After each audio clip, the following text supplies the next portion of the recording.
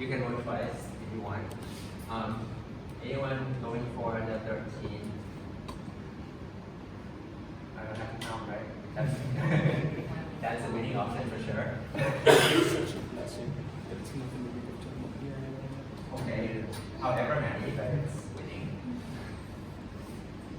So that's going to be our midterm date. It's going to be here. I'll post a summary on Discord later. Oh, you guys just missed the most important discussion. We have just decided that the midterm is going to be on Thursday, November the 13th. Anyway, it's going to be closed book. Essentially, except that you can bring in as many pages of cheat sheets as you want. And then all the slides you can print them whatever you want. Just keep in mind that if you have a stack next to you, you won't be able to find what you need. I don't think they see it. Unless you index it. So you might need to index it beforehand. Do we need to remember all the syntax queries stuff? Not the query syntax. You may be asked to write queries, but just being right approximately should be enough. So, Because there's going to be little details here and there that unless you have access to the IDE, probably you won't get it right. so for example, you can select and then count something, and then where, and then I just do the other instead of counting thing. And If the general idea is right, it should be fine. It's a paper-based test. You can't expect you to undergo it. Okay, we're going to talk about a new angle to analytics. So far, the assumption is we have all the data up front, either in a file or in a database somewhere, right? Starting today, so this is part one, suggesting that there are going to be other parts coming up. We're going to be dealing with the different kinds of data now. We're going to model the data as a stream. So let's talk about why. The thing is, in many situations, we just don't have the entire data for whatever reasons. It could be that you're going to be working with sensor data, and the data is going to be coming in one by one, some not, because the data hasn't even been created yet. Or you're dealing with queries where people are interacting with the system over time, so you can't expect to have all the data at home. So they're going to show up later on. Suffice to say that we can think of data as being infinite, and the distribution of the data that you're going to get may change over time. Okay, so that's a basic assumption. Over the past 2 decades, the streaming model is quite a big area of study. What we're thinking about is we have essentially an iterator, where we're going to be seeing input elements, and they're going to show up in our system most often very, very fast. Every time you see a data element, there is a specific name for that, and we call that a stream tuple. The name will be more clear in a bit why we call that a tuple, because usually when it arrives, we're not seeing just one attribute. It could be, I don't know, name, ID, timestamp, a couple of things together. So they arrive as a tuple. Also, as I mentioned already, most often we're dealing with lots of data, so the system cannot store the entire stream from the beginning. Sometimes we can't store that at all. But oftentimes we can afford to store it somewhere, but it's just not fast enough. So you cannot expect to access that as if everything is in memory. That's what it means to be, you cannot store it accessibly. So the question is, if there are queries that we care about, how can we perform calculations that we care about using the limited amount of memory that we have? Either the fast memory like the RAM or the local network.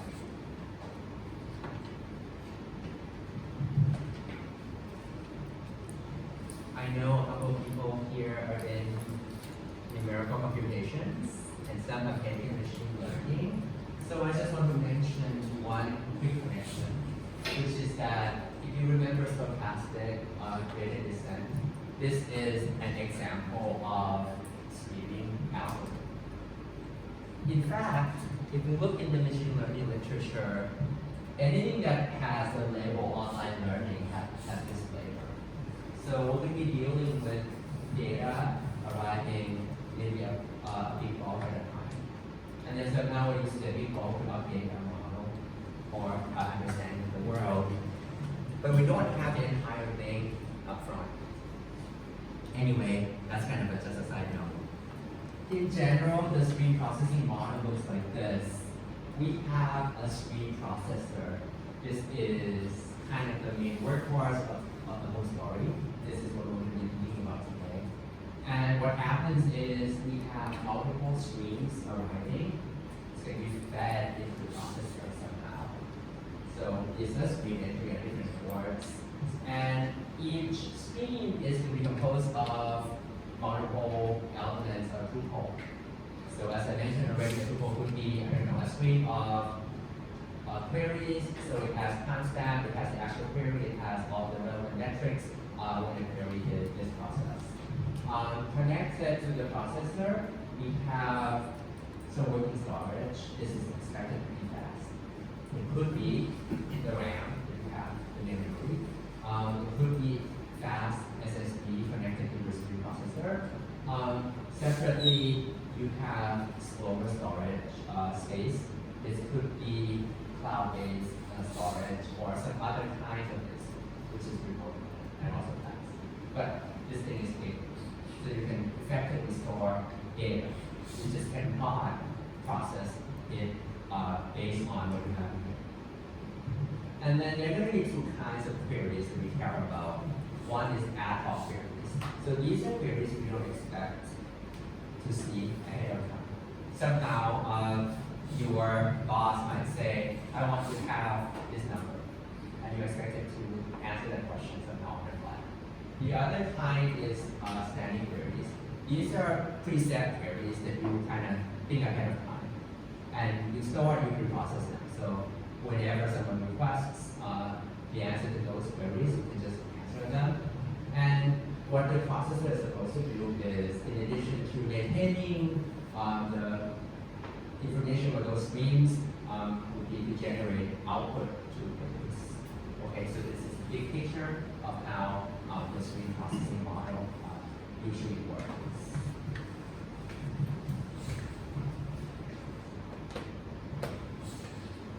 What kind of problem do we want to handle on a stream? What are you curious about when you're presented with streaming data? Let's start with something basic. So maybe, as we mentioned, one of the big problems here is the stream is too big to be kept anywhere, right? Maybe what we want to do is simply to sample from the data stream. So what I want to do is to sample either uniformly or from some distribution over the stream. So this is one of the problems we're going to be dealing with today. The other questions that we're going to be dealing with today is, I'm going to tell you about another way to think about a stream. So the stream is this infinite sequence of data. But what you care about is actually the most recent data. This is usually modeled after using a concept known as the study window. So keeping, let's say, n most recent items, and the rest we don't really care about. And one of the questions on the study window that people can care about is, maybe you can ask a question, that how many items of type X appear in the last k elements of this? It doesn't seem like a hard problem, but when k is big, this would be problematic, because you cannot afford to store it most likely going on. Oh, for those of you who did not weren't here at the beginning, we have agreed upon the midterm date. It's going to be on when again? Thursday, November, a special number 13. Be here. What is going to be on that midterm? Aside from the lecture on that Tuesday before the exam. Is it proctored? No. Well, it's going to be proctored by me, meaning no. So when you say everything, could you give like some examples of like the kind of questions you'll be answering? There could be conceptual questions like what is this? Okay. Or between the two options, when should I prefer a plot? Okay. Or given the scenario being this, choosing between A and B, what should you do? Also, there could be math questions, like understanding the models that we have looked at. Okay. And then how difficult do you think it will be? Oh, that's a hard question to answer. I don't know the answer to the question. The question was how difficult is the exam? What's the average, in previous years, what's the average score people get? Sorry. In previous years, what's the average score? There is no previous year. This is the first time that I just kick off. Knowing it. Then you could give like average score for your other class.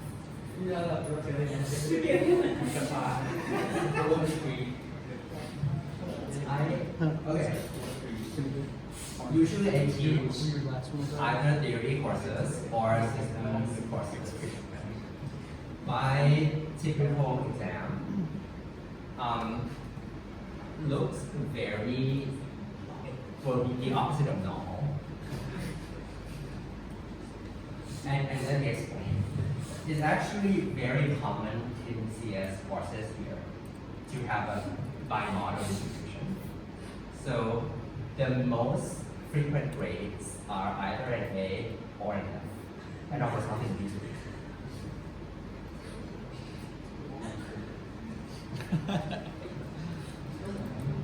Yeah, we usually have the same number of A's and F. Interesting. My college, we still, for our exams, we still have to write code by hand. Do y'all do that here? Write code by hand? Okay, okay. We have to do all our exams by hand. I mentioned to someone just earlier today that ideally we should stop doing that. But with the rise of Gen AI, it seems like everyone is going back to writing code by hand. It's sad. As educators, I don't think we have a good answer to that either. We're not trying to test how smart GPT-5 is, or how good at prompting you are. That's kind of a difficult part. Anyhow, here's the other problems that people can care about on data streams. There are actually many more. So I'm thinking we'll be spending 3 lectures on data streams because this is a new topic. It's fun and it is exciting. Okay, I'll explain these in future lectures. Anyway, let's talk about samples. Why do you want to draw samples from data set in general?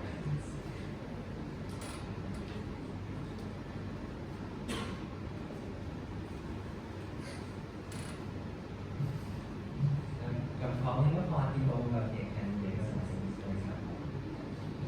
So you have this big sometimes we want to draw samples of that data set. Why? For fun. You hope that something is gonna come out of that. What is it? Insight of some kind. But why drawing samples as opposed to just looking at the whole data set? Because sometimes it's not feasible to do. Okay, because it's not feasible to process a whole data set. And what do you expect from the sample? To be representative of the To be representative of the big thing. Okay, cool.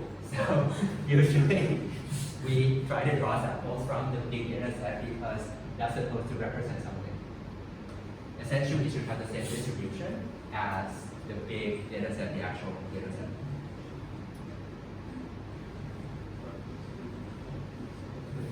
And in the setting of the data stream, obviously you cannot store the entire thing. So one obvious approach that we should try is to store a representative sample of this. Broadly speaking, there can be two approaches. One is you can try to sample a fixed proportion of elements, say 1/10 of the element that you sample somewhere, right? The other but related approach is we can think about maintaining a random sample of a fixed size, meaning that of all the data we have observed so far, I would like to be keeping a sample size 25 uniformly across what we have seen up to this point.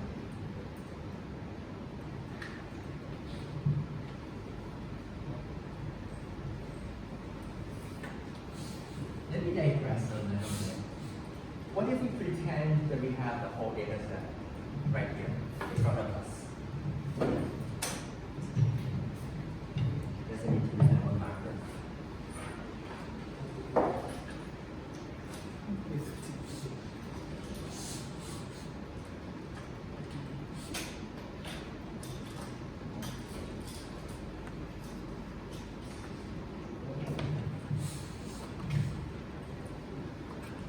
If this is an array of data elements, how might we draw samples? Let's say I want to pick, I don't know, 1/10 of the elements.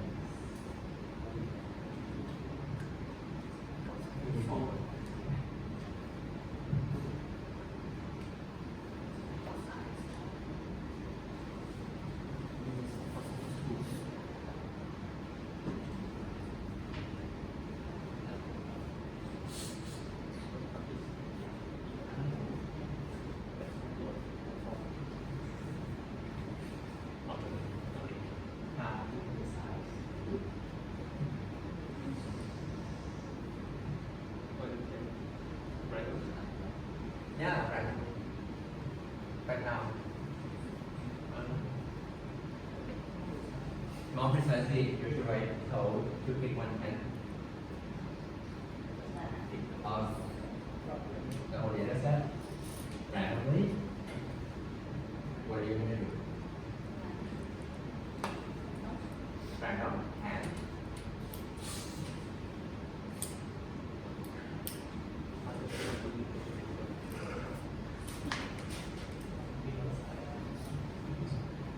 so let's be very concrete. Here is an input array, right? A very familiar setting, input array. And I want to draw 1/10 uniform from that array. What can I do? Generate random numbers. Okay. How many?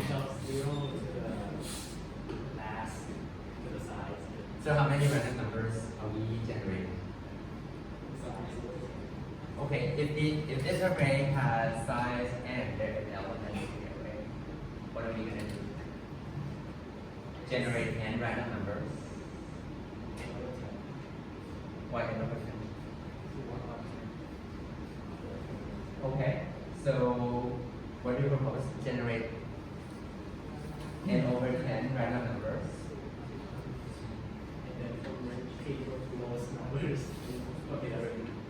repeats. The number It's 2. like they have an empty set and then insert it till the size goes in. Somehow, by definition, if you want to pick sampling, draw something at a rate of 1/10. The definition basically says this. You look at the first element, you flip a coin with probability 1/10. And if it turns out heads, let's keep it. You move on to the second guy, you do the same. With probability 1/10 is going to turn out heads.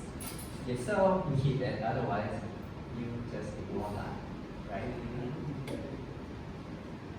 Okay, so that is what it means to be sampling using a fixed proportion.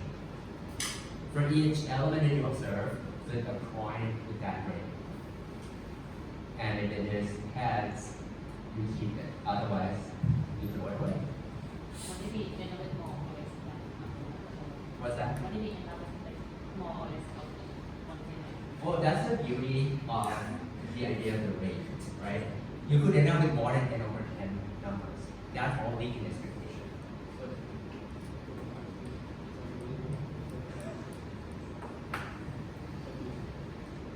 What about the second problem? If I give you the entire array up front, and I want to draw S samples uniformly at random from that input.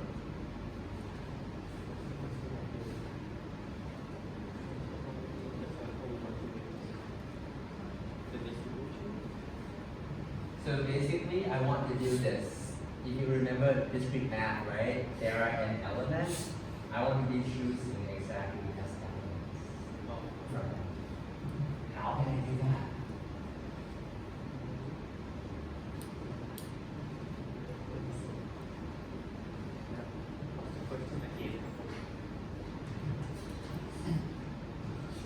I want to be drawing S element from an array of n.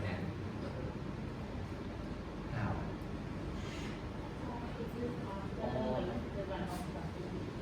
That's a separate question now. I'm on to number 2 now.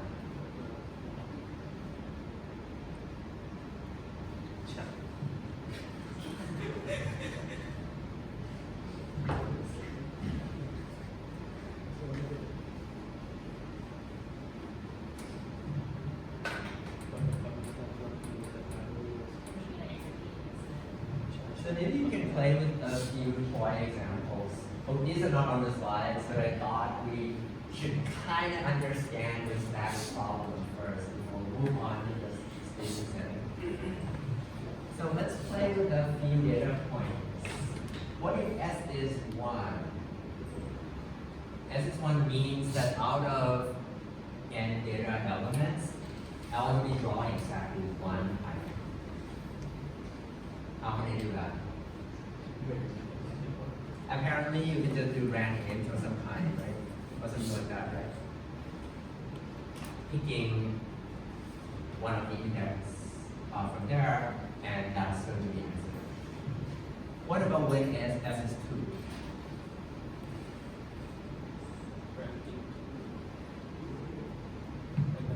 Obviously, you might be thinking, let's do random int twice.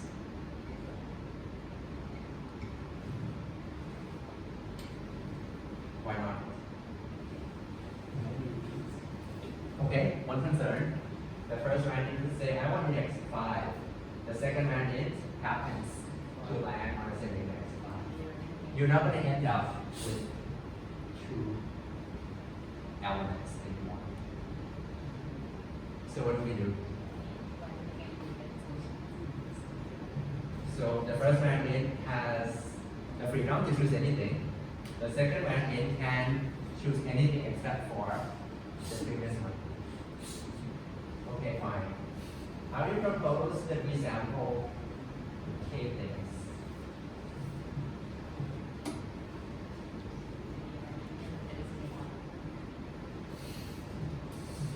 We can simulate this process running with k times. Why not? Which brings us to the question, if this array is A, right? what is the probability? This is what I mean by the property that we want to maintain. What is the probability that index I is picked in the sample? Remember, we're going to be drawing k things from an array of n numbers.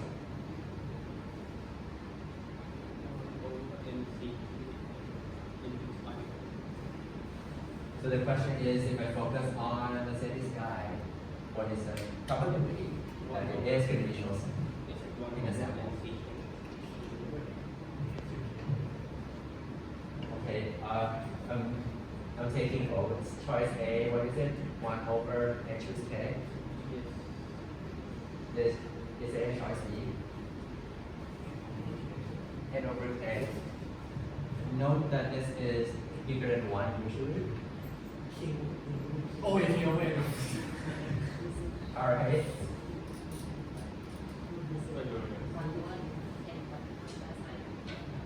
Choice C, what is it?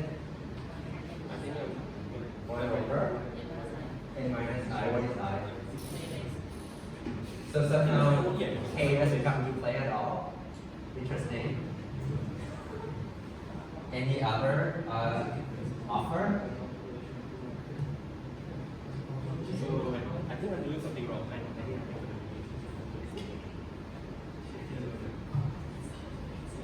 So like subpointed that as the number of elements row, like the number of sample, right? So The size of the sample So remains the the same. population will decrease as the. Okay, good observation. As n grows, as you have more elements in your pool, the chance that this guy is going to be picked is going to be smaller. I think this is like n minus 1 c k minus 1 over n c k. Okay, I like how it is progressively more sophisticated. What is it again? N minus 1 choose K minus 1 k minus 1 over and choose k. and choose k.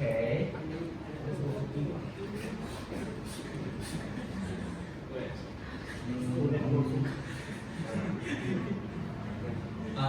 Okay, I don't know if you realize, but if you recall with discrete math, You want the choose function. P is actually the same as P.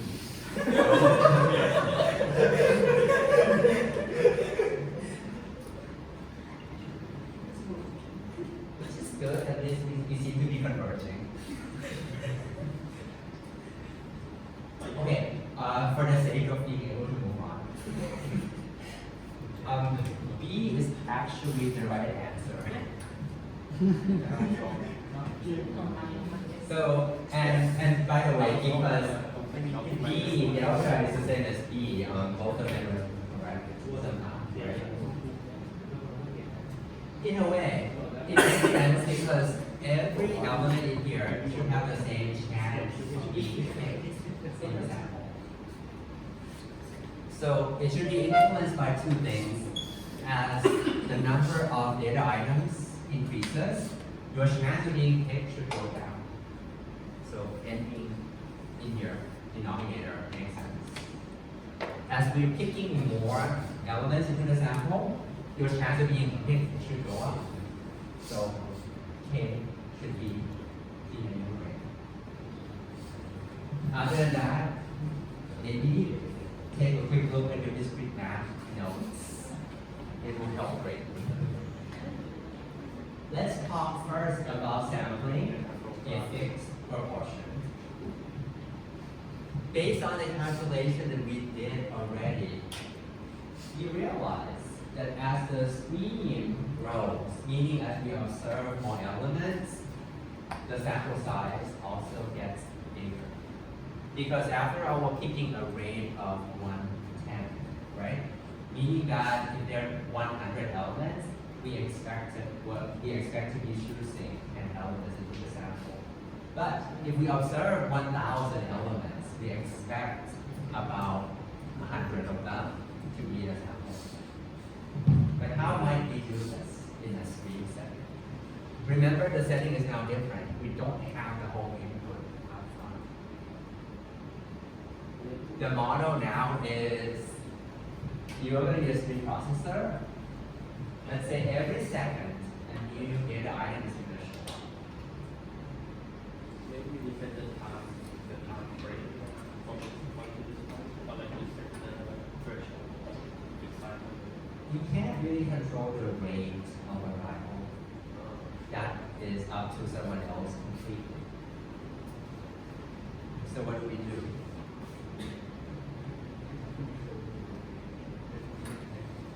Example, you are a search engine provider. So the screen looks like this. This user makes this query at this time. So that's the schema of the tool. Right? And you can answer questions such as how often did a user run the same query in a single day? And somehow you can only store about 1/10 of the whole query stream. You cannot store everything. How might we do this?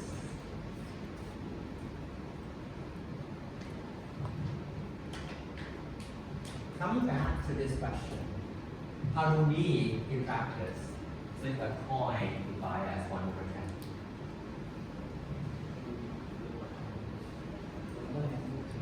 Think about like how like we're getting that people can use it and have to like get all the data that Let's take the discussion from there. But for now, let's say we want to split with a rate of 1/10. Now, in other words, how do I flip a coin? Probability 1/10. Anyone? If I go to your system skills class, where you can code in C, right? And I ask you, hey, generate a random stream, sorry, let me rephrase that. Write a function that will return heads with probability 1/10. How do we do that?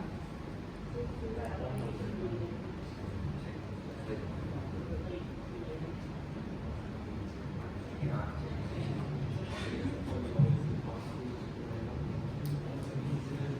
I know that in Java, in Python, you can just do brand something, right? But like in a lower level language, how might this be done?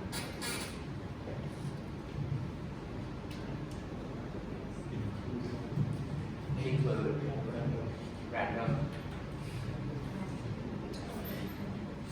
If you talk to someone old enough, they will tell you that you can generate a random number between 0 and 9. So 10 options, right? And you're gonna keep that element if the random number generated is 0. And one easy way to generate random numbers is through hash functions.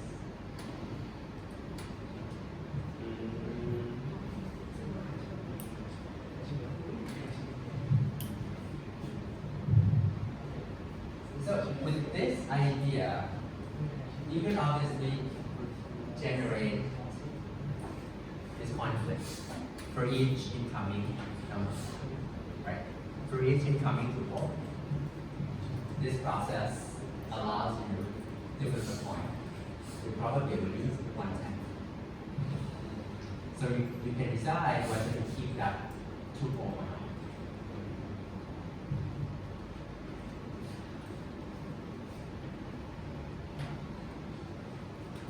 But as someone pointed out just recently,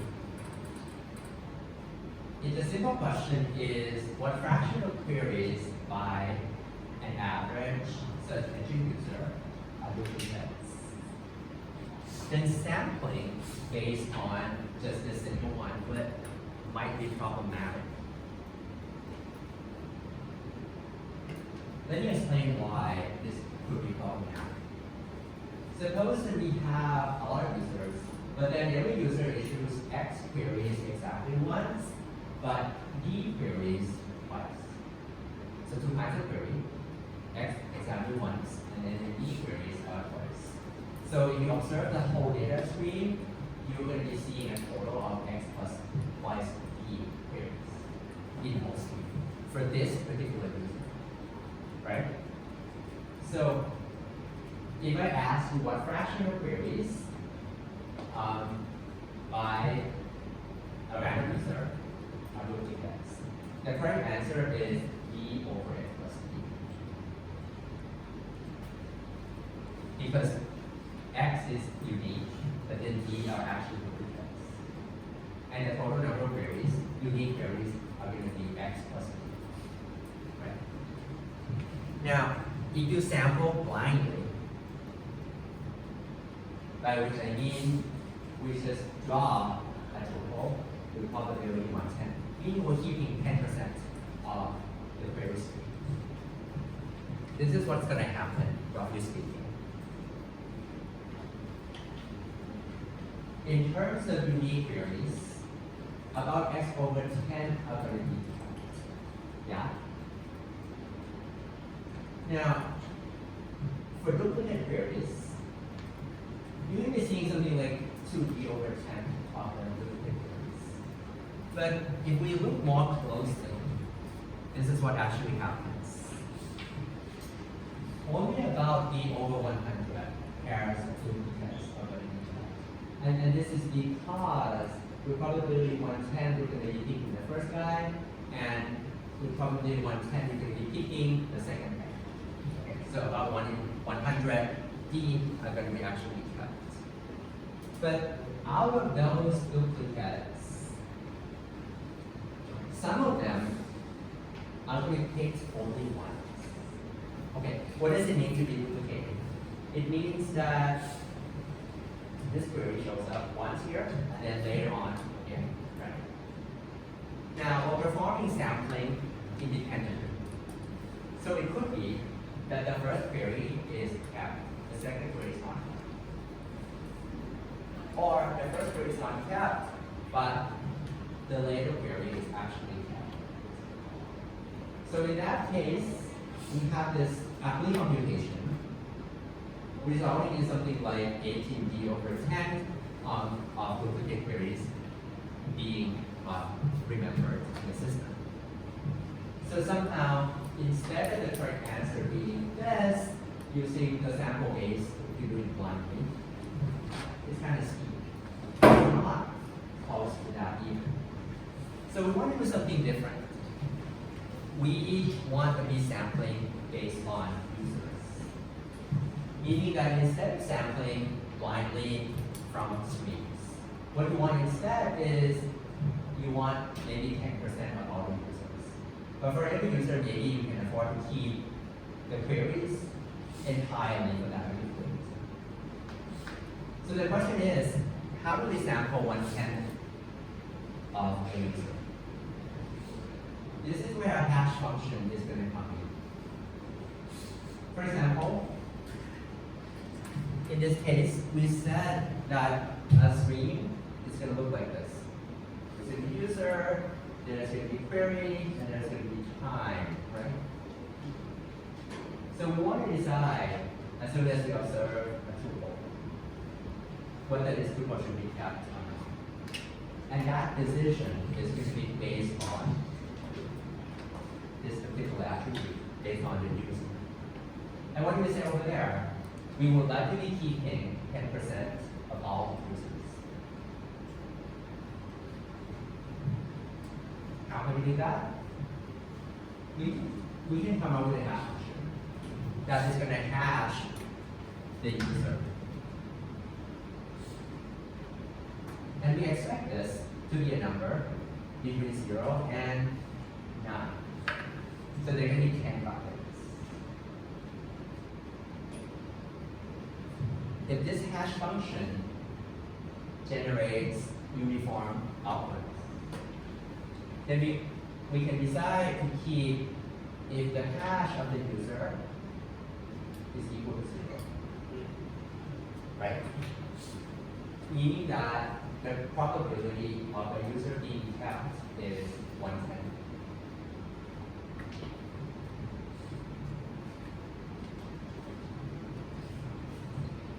In general, if you have a stream of tuples with keys, and some keys are important to you, you can say, all right, in this case, the key of importance is user, and I want to be drawing based upon some rate. What I can do is the following. If you want to get a sample of A over B fraction of the stream, I can hash that tuple uniformly to B buckets. And I'm going to keep it if the hash value is at most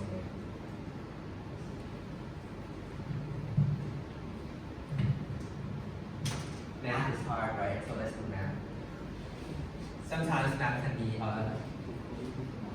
can make things more clear than without math.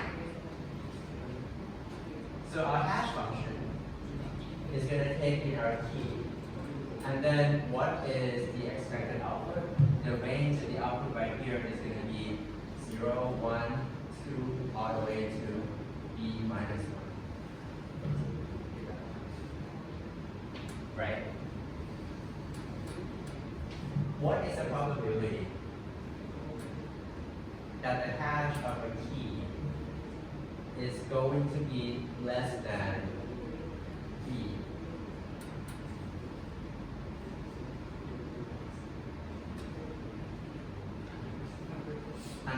Thank you. Makes sense. What is the probability that the hash value is going to be less than 1?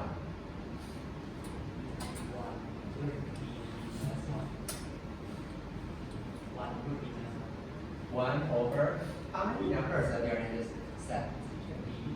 Okay, it's actually 1 in B.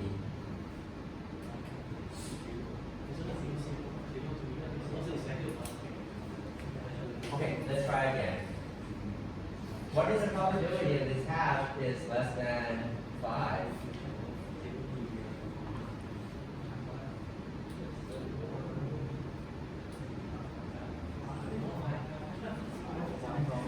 Over B. Why? Because out of the B choices, those that match this condition are 0, 1, 2, 3, 4, right? There are 5 choices. So let me ask this question then. What is the probability that the hash of a key is less than A?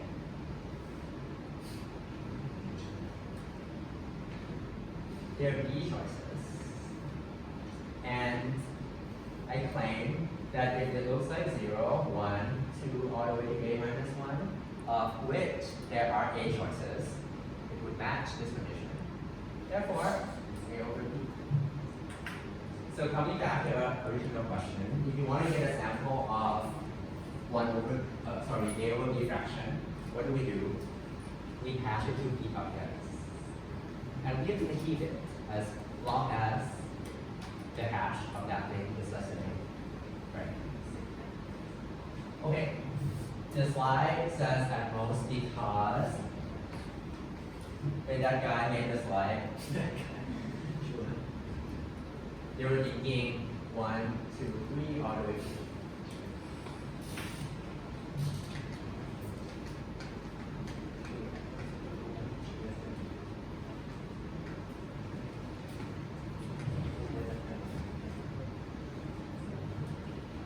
So I'll be clear on how to draw samples from a fixed rate.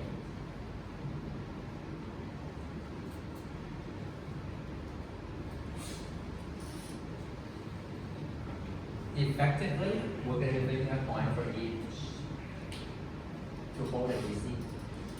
But sometimes it can be slightly more fancy because we might be interested in focusing on some particular key.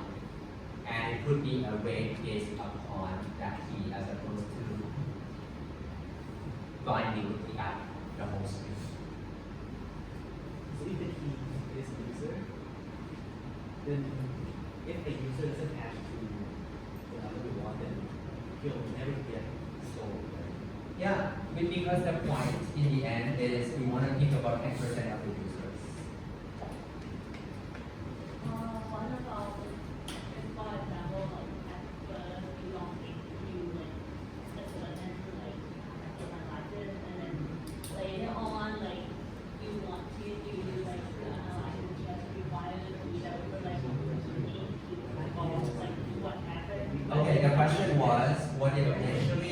you are doing sampling based upon some other keys. And those keys are actually relevant to future queries, which depended on some other keys, right? Okay, let me show you this picture. For ad hoc queries, oftentimes you cannot do anything, it's gone by, but you still have data in your archive. So we play with that data. So like we take out the archive and we do like Yeah. all the things that you have picked up over the years. Yep. Practically, you cannot compute on what we don't have. So,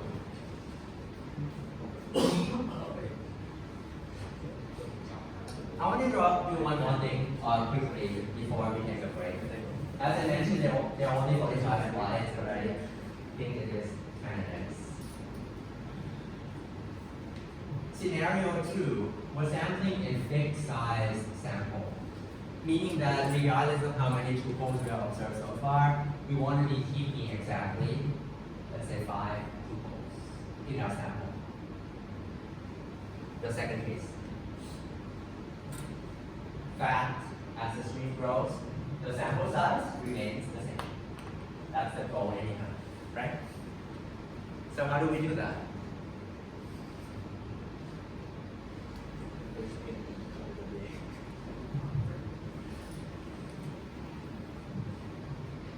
We want to maintain a sample, a random sample size exactly as tuples.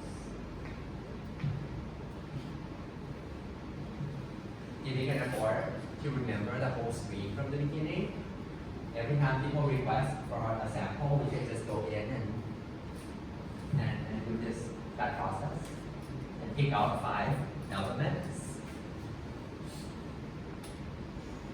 But it's kind of hard because we just cannot keep the whole stream in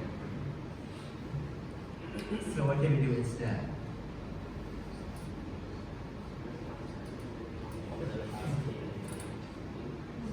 What is A anyway?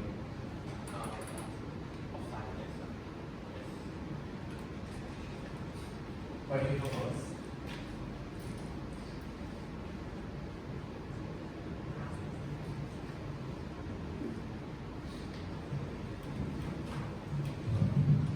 So this is the most recent.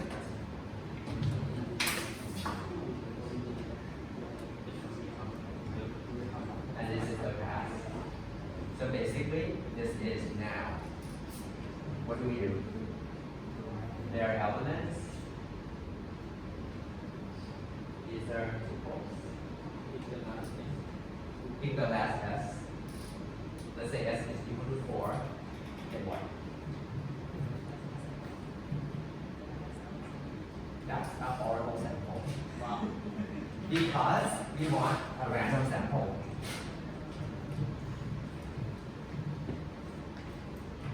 Right? Well, I kind of understand that we want like a size, but then but like if the number of like that actually going and the size within that sample is like less representative. As a separate question, if you have a lot of data and as there are more data points, right? If you draw the same number of samples, does it mean that it is becoming less representative? Yes and no. If the distribution remains the same, you should still get some representation of the data. Depends. So now, because you can't just say, let me pick the last S elements. Otherwise, it would be too easy. We want to rejoin uniform and random. What we deleted already, and what we agreed upon was the probability that this guy should be picked is K over N, or in this term, S over N.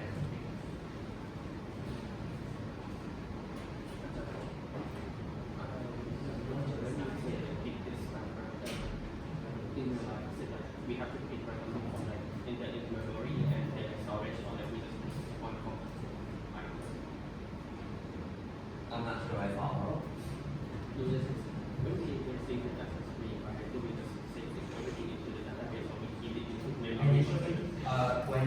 each tuple arrives is usually in memory, and you decide what to do with it. Either you send that directly to storage, or you process it first. So if this question, right, would it be that we have to choose it like randomly both from storage and in memory? No, because you can decide what to do first before you send it to storage. So we are talking about in memory.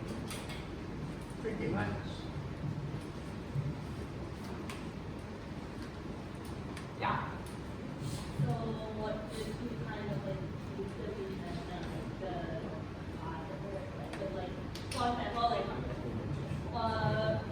before those scope one is what you already sample. So like you sample like a portion of what you already sample with like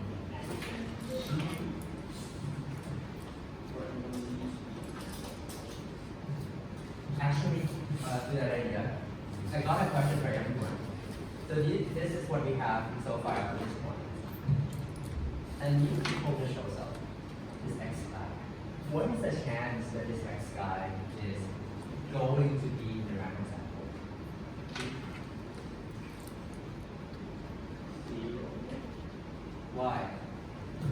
The X is like represent after the already.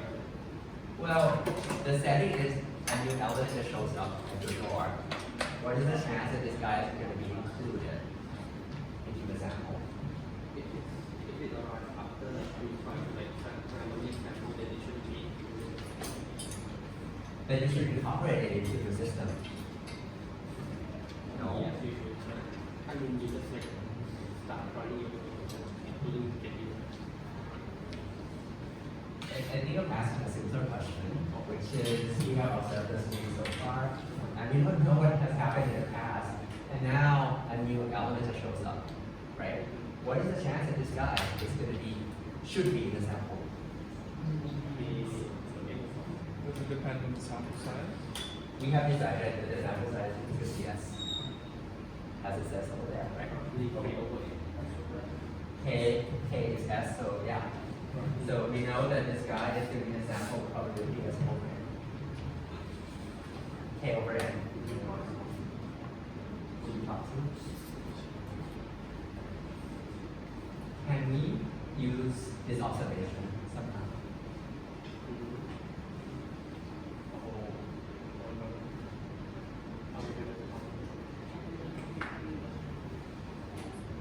So this is a classic solution known as reservoir sampling. For the first S elements of the string, we just keep it. The first S that never shows up. Why? Because we gotta keep them anyway, right? So there's some different reasons. Let's say that's this one. A shows up, we're gonna keep it. B shows up, we're gonna keep it. C shows up, we're gonna keep it. D shows up, we're gonna keep it. The first one is gonna show up. It's gonna be kept. Now, what is interesting now is when the next guy shows up. Let's say X shows up. That's the next one. What is the chance that this guy should be included in the sample? 4 over 5. So this is what reservoir sampling tells you. When the n element shows up, you are going to flip a coin with probability S over n.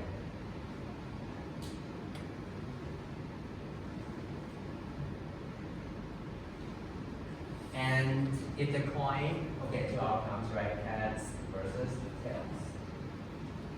So we ran coin with probability S over n. Two outcomes, heads or tails. If it is heads, we are going to keep that element. So X is going to be kept. Otherwise, X is going to be thrown away. Okay? Thrown away means A, B, C, D are going to be our sample. But what if, well, in this case, we decided that X should be kept? We have a problem. The problem is that now we have 5 things in our sample. So what do? Reservoir sampling says we are going to discard one of these guys, uniformly at random. So we're going to look back into the sample and we say, let's kick one out, uniform. So we're going to come back to a sample of size S. N is the total amount. N is the number of tuples we have observed up to this point.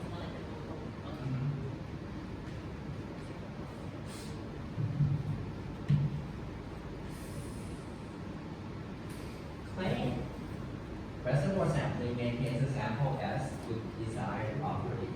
So the question is, what is the desired property? The desired property is that after n elements have been observed, after n tuples have been observed, the sample contains each element seen so far with probability S over n. So, for example, when the new data arrives, right, it comes up with a and use it got in somehow, and you have to keep one of the old data. Yeah. Does it mean that like when you keep out, you still keep n as a 5, or like it becomes 4? N never goes down. N is the number of total tuples that have ever shown up to you. So it's only going to get out there up to a certain point. So as we have observed earlier, the chance of this new guy being included in the sample goes down. So, like using this component, it didn't mean that like we have just like being. It shouldn't be. So the question was, does it mean that older data have less chance of being in the sample? This has more time and getting the channel being picked up. Intuitively that may feel like that, but the claim is that each element has the same probability of being included in the sample. I don't know how you feel about deriving the proof to this claim, but very quickly, you can prove it by induction. So let's say that the statement of the claim is actually true. Meaning after seeing an element, the sample contains that one particular element with probability as over n. We want to show that after observing this new guy, the probability is updated to S over n plus 1. For this new guy, that probability is clear because you're including it with probability S over n plus 1. So we only need to work with existing elements. Those we have included in the sample already. With the chance of being kicked out, right? Okay. So the base case works just fine because initially when we get to the first test, the chance of being getting included in the sample is 1, S over S. So we just have to work through what happens when this new guy shows up. As we mentioned already, if this new guy is chosen, it's going to be chosen with probability S over n plus 1. So that's awesome. The thing that we have to worry about is what if that new guy is included? We're going to have to kick out someone from the existing set. What is the chance that an element is going to remain in that set? If you think about an element which is already in S, the probability that it is going to be kept is the following. There are two ways. Option 1, this new guy is not included. So we're not kicking anyone out. Otherwise, this new guy is included. But then, among the samples, we are going to be kicking one of them out uniformly random. So this is the probability that that particular element is not kicked out. Altogether, this means that the probability n over n plus 1 and existing guy is going to continue to be in the sample. Given that it is already in the sample.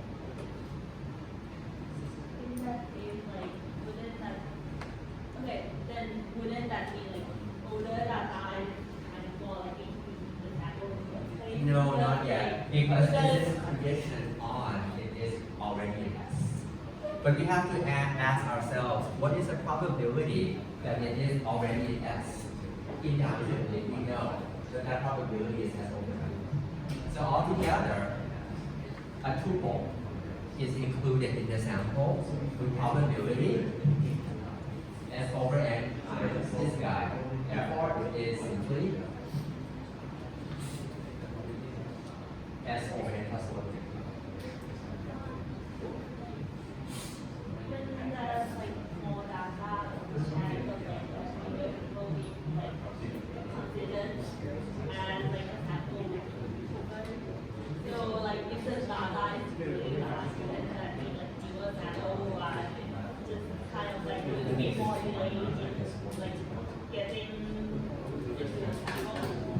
Okay, the intuition is that as we observe more data, the chance of this last guy getting included in the sample also decreases.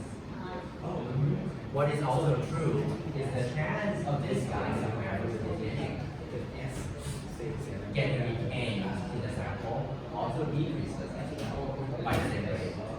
And this is exactly what the claim shows.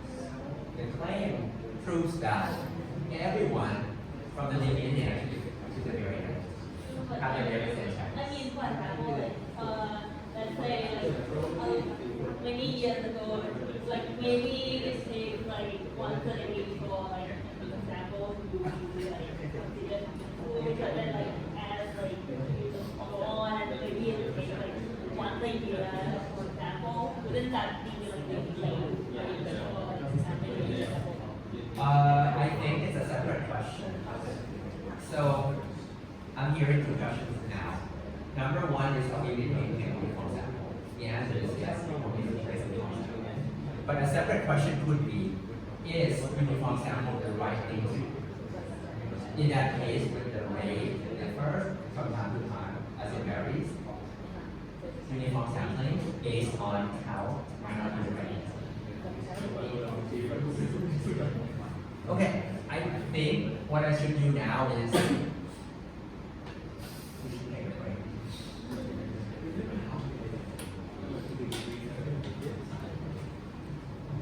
How long? 10 minutes.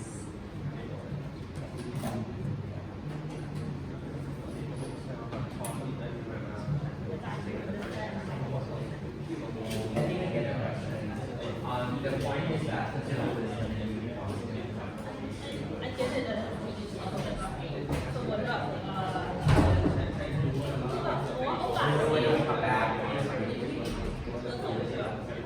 โอกาสที่โอกาสที่ไม่ควรจะสุดท้ายอ่ะมันจะแบบไม่แล้วก็มันน้อยลงเรื่อยๆเพราะฉะนั้นแบบโอกาสกับเวลาที่แบบไอ้ตัวใหม่มันจะหายไปก็ใช้เวลาเพราะฉะนั้นแบบถ้าสมมติแบบมันดาต้าที่มีมากๆแล้วกลายเป็นว่าแบบจากโลที่คือจากแค่แบบปีที่แล้วอะไรเพราะว่าไอ้เนี่ยใหม่เพราะว่ามันไม่ได้เหมือนที่เราเป็นเรื่อยๆ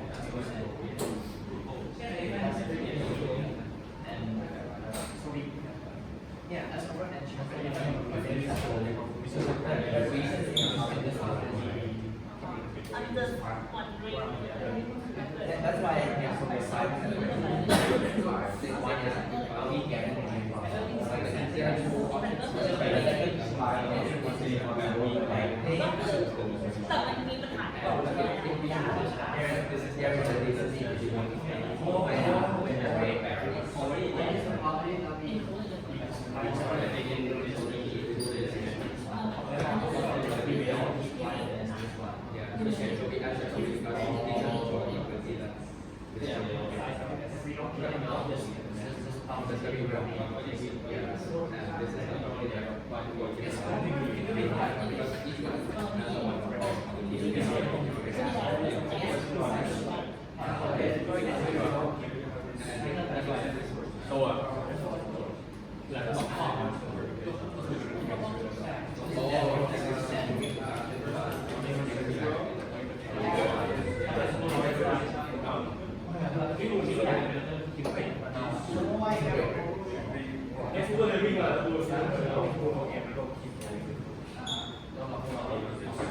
Meantime, if you permute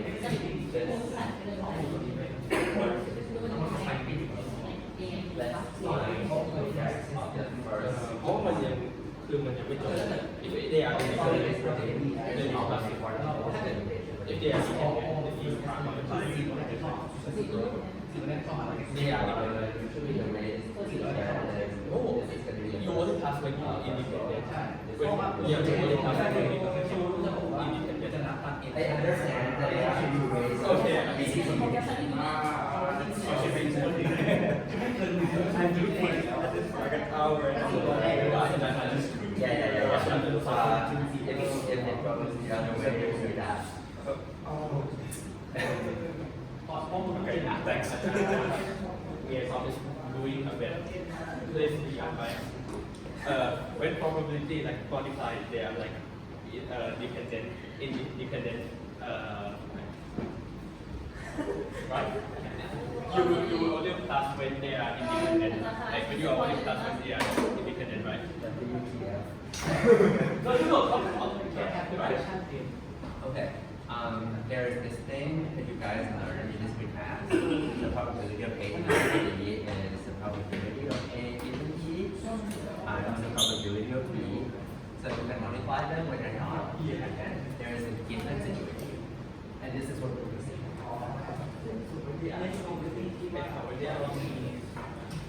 You can multiply them in the same time. But in this case, you're not using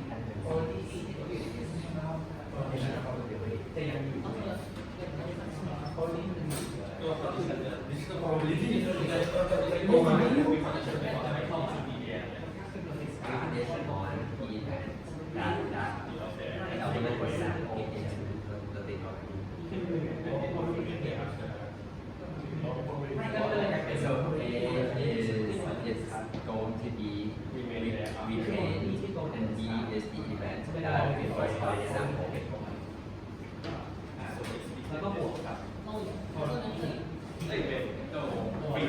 I wouldn't use the term independent to describe their relationship. They are not independent for sure, but what we're using is conditional probability.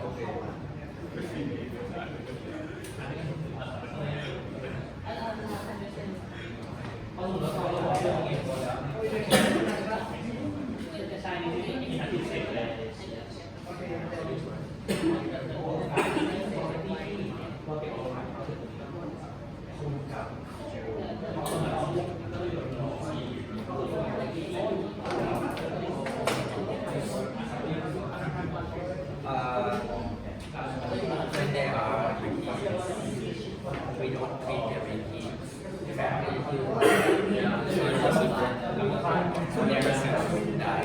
It's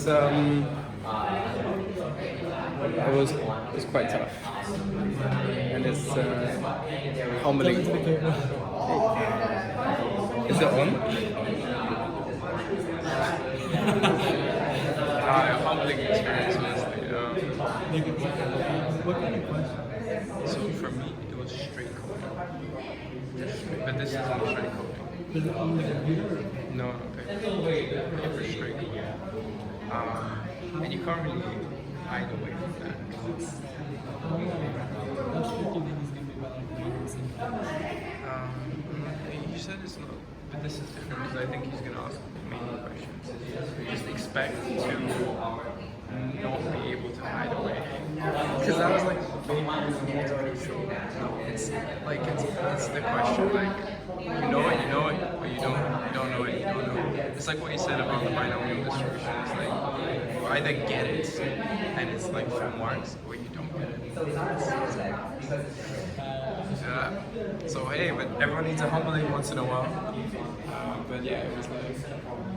Because in the exam you actually realize how much you don't. Because if like you understand some stuff and you're like, okay, if it's in front of me, you know, I can do this and that. It's not gonna be in front of me. It's gonna be like now detail. Now detail this method. No help. It's like I don't know. So right now we don't really care. So expect that. I think, but maybe I'm not trying to scare you.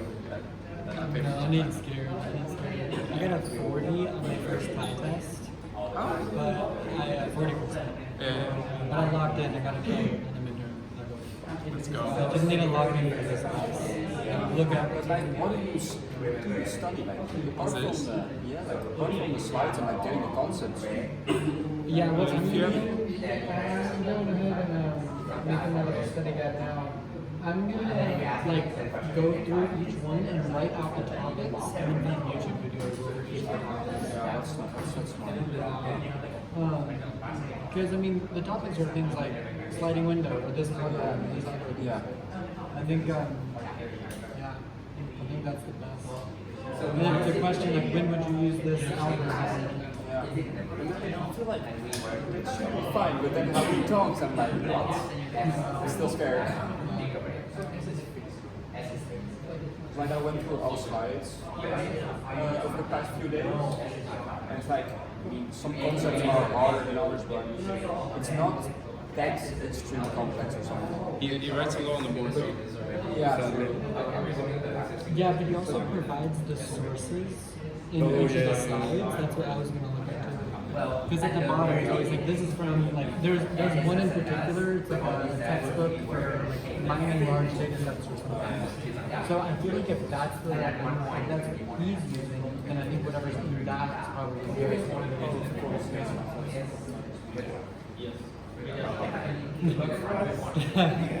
Dang, I missed when we were deciding when it was, like Tuesday or Thursday. Yeah. Tuesday would have been better? No, luckily it's different. But I have a test, I have exam 3 in time Wednesday. Yeah. Then we have this, and then my partner gets here. For 3 weeks. Yeah, 3 weeks. She's not gonna be like in my head all. She's not gonna be like in my head all. I'm gonna like see her doing something, but then she's going to Vietnam for a week, Chiang Mai for 5 days. I'm meeting her in South Thailand for 5 days. You're making the most of it. She's making the most of it. She lived in Thailand 10 years ago. She's older. She's older. Yeah, so about 10 years ago she lived in Thailand. She's 30. So when she was in undergrad, I'm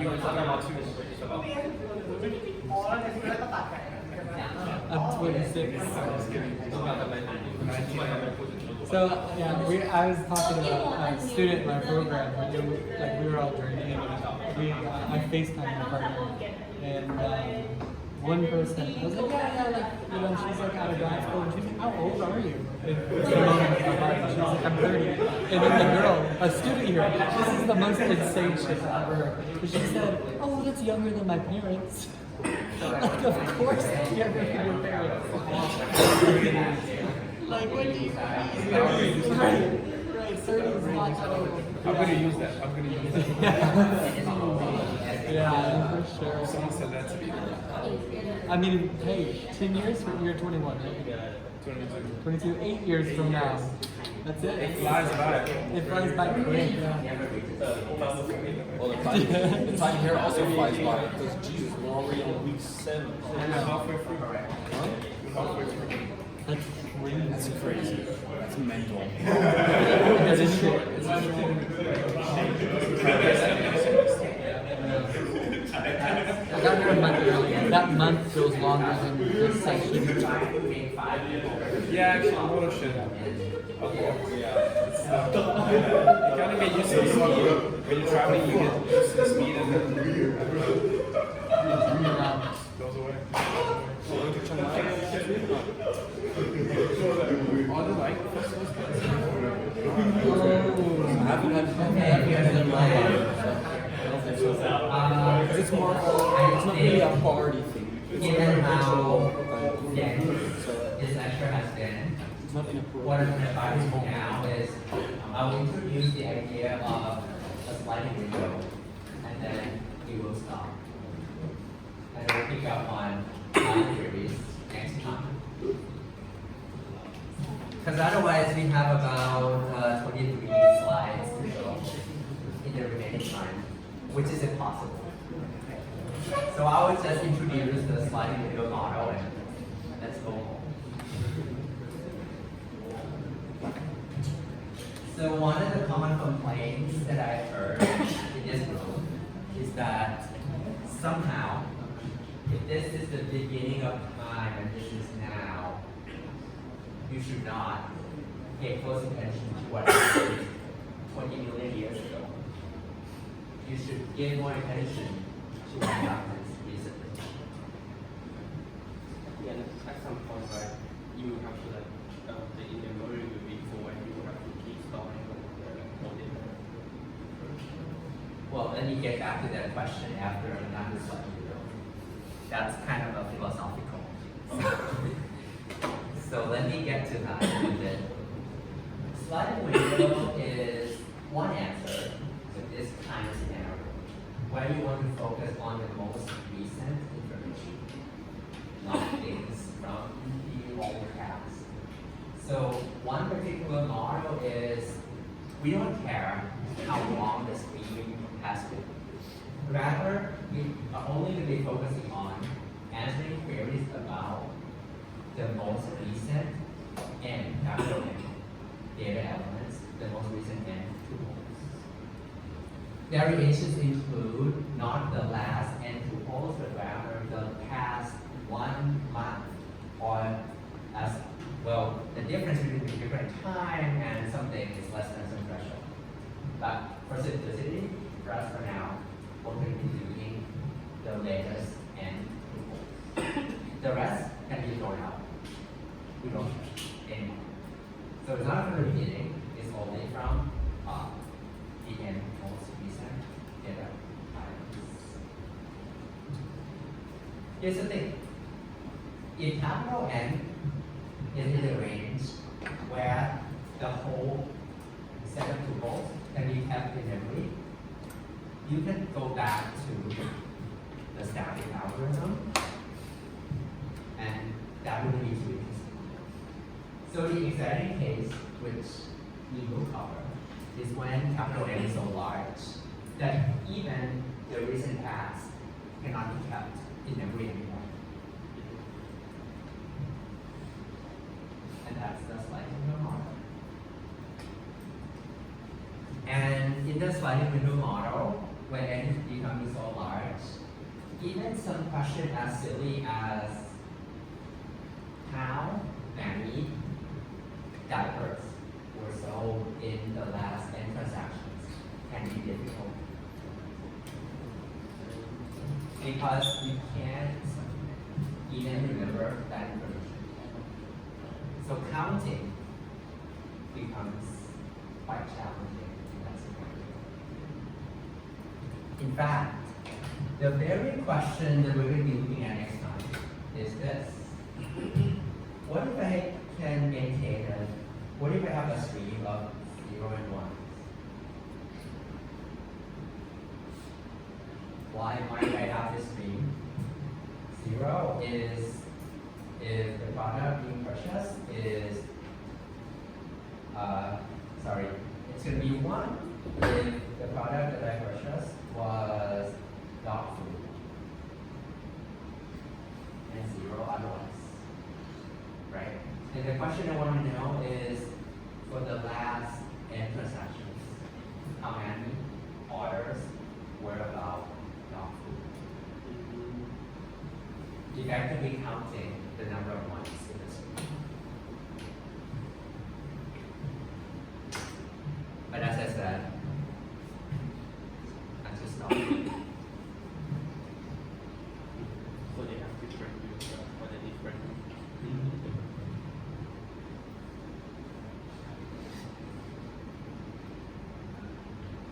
That's the true. If N is 6, it's called a sliding window because this thing will keep progressing as we observe more elements, more tuples. So it's not actually like Whoever made a slide was too lazy to have it at this point. So basically, the way you should read this is these things have to show that. And then J shows up, and then K shows up, and then L shows up. And time progresses this way.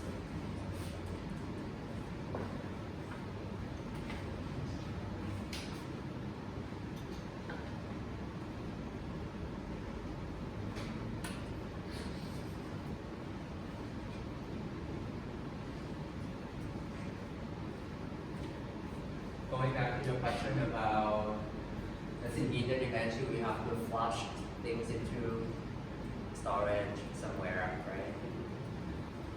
For example, the quantitative sampling is at every moment in time, only keeping a state of size proportional to S, right? Which should be small enough to fit in main memory. And as you update your sample, you don't really care about what happened yesterday. So not really. You might set your data for archival purposes, but other than that, you don't really care.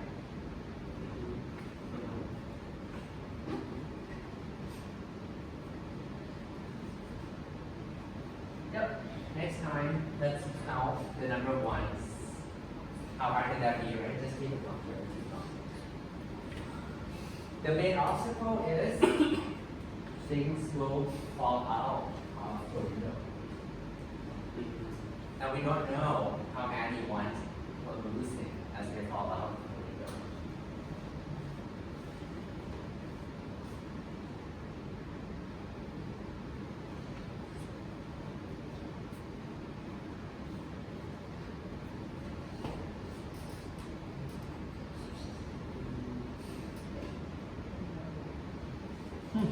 I like this this term.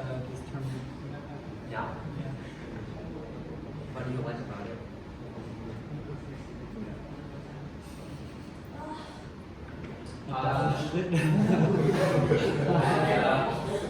I hope to release this either tonight or tomorrow.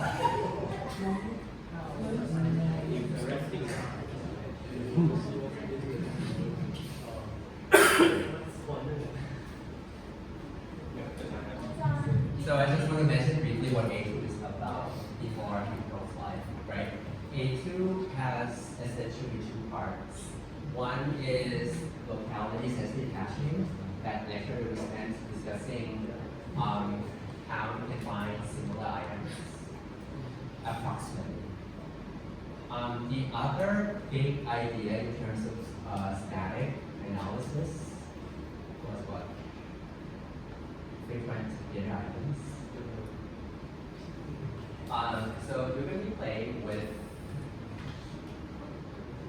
some exciting data sets. We'll see the effect of when, yeah, I'm still fighting CSS. Other than that, so if you just compare the pairs naively, it will take n squared time, right? That's not feasible. So let's see how localities and syntax can help. You're going to be building the whole pipeline from scratch.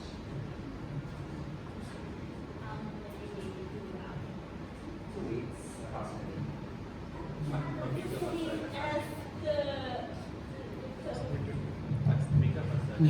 How big is your data?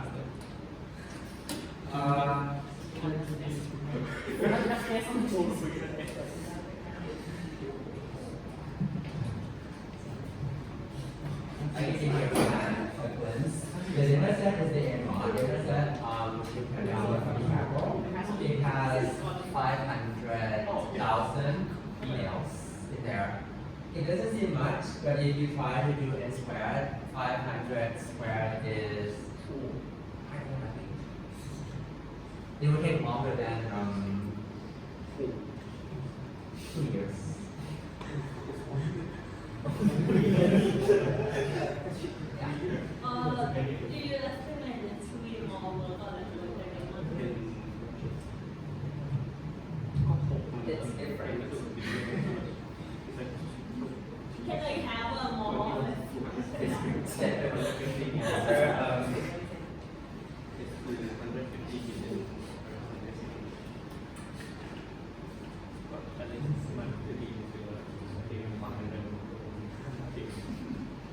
Yeah, so that's a preview of day 2.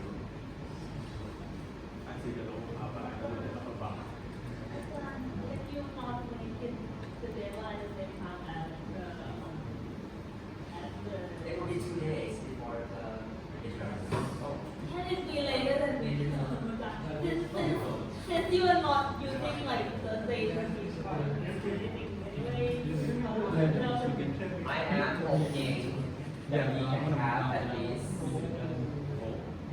one more assignment after this. And we also have a final project component.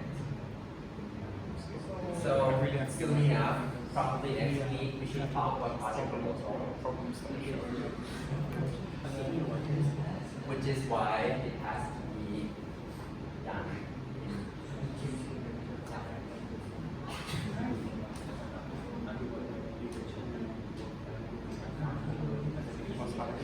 Yeah, it's probably just 3 now. Already set that. I do have plans.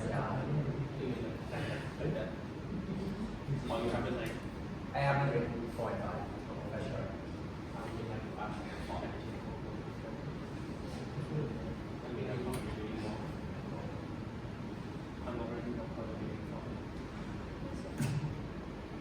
So yeah, that's probably for today. what do you think about makeups? You get up It should happen at some point. at some point. Right.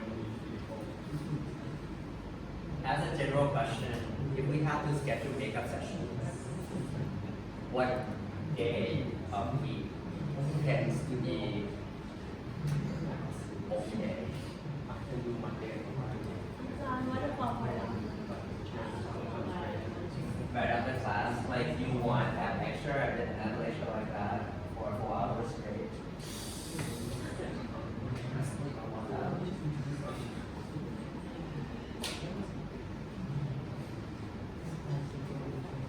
So, what day of week is a good day? Monday, Wednesday, Friday. Okay. Tuesday, Thursday, I have 6 hours up until now. Brutal. How bad is everyone's Friday?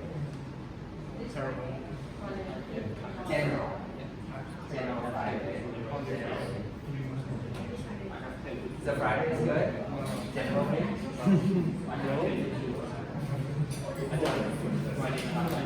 Yeah, same, but like, Oh yeah, my Sunday. It's on Sunday. But one of my friends at a Saturday midterm today. Oh yeah. if I do So this is my terminal light. We learned about DuckDB in here, and it's like solved one of my problems. I've been making like I keep like doing the basic like data analysis, like with like pandas or SQL, or like try to find how many like zeros something has, or like how many rows does it have, how many columns does it have. So I've been working on this app, but the issue is like if I don't have enough memory for like a big piece, like a big data set, DuckDB solves that issue. So it's in the terminal. There's this thing called a TUI, a terminal user interface, which is so cool. But in the terminal, you can make like a little app. So I have my files here. I have the data set, and then I have like a built-in AI. And so it's as fast as like using the terminal. But if I like click on a data set, like a sample JSON, I can see how many rows, how many columns, I can preview the data, get like the column information, how many missing values, and then I can, all of that information, like everything about the data set, is automatically fed to the AI. So if I wanted to ask the AI, like, It's like you can make this. I make this.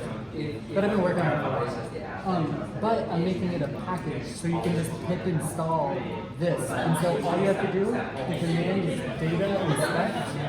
That's what I think. I'm going to data dash inspect probably. And then wherever you're opening up at, like if you're inside of a folder with the data, it'll open up there. And so the AI has all the information. So if you want like how do I query for this stuff? It knows how many rows, it knows how many columns. You don't actually have to tell the AI anything about it. It already knows because it has all of this information. Yeah, but if it was like a big data set, I couldn't have it all in linear. But now with the you can explore it while it's in storage. So like right now my backend is pandas, and it's just a Python class that I just run the commands on. It's like each method of the Python class is like column number, and then I display that. But now I have it with DuckDB as well. I mean not all the way. That's why I'm only showing you the pandas part, but I'm incorporating it right now. Yeah, it's very short. The company itself, this will keep We are learning, right? I mean, that's the only thing I've learned. Oh, yeah. But, I mean, when the rest of it, when we saw how fast it loaded in DuckDB, I was like, that's it. I'm moving over here. some of them are fine. So, Yeah, I think it's And the fastest thing to go.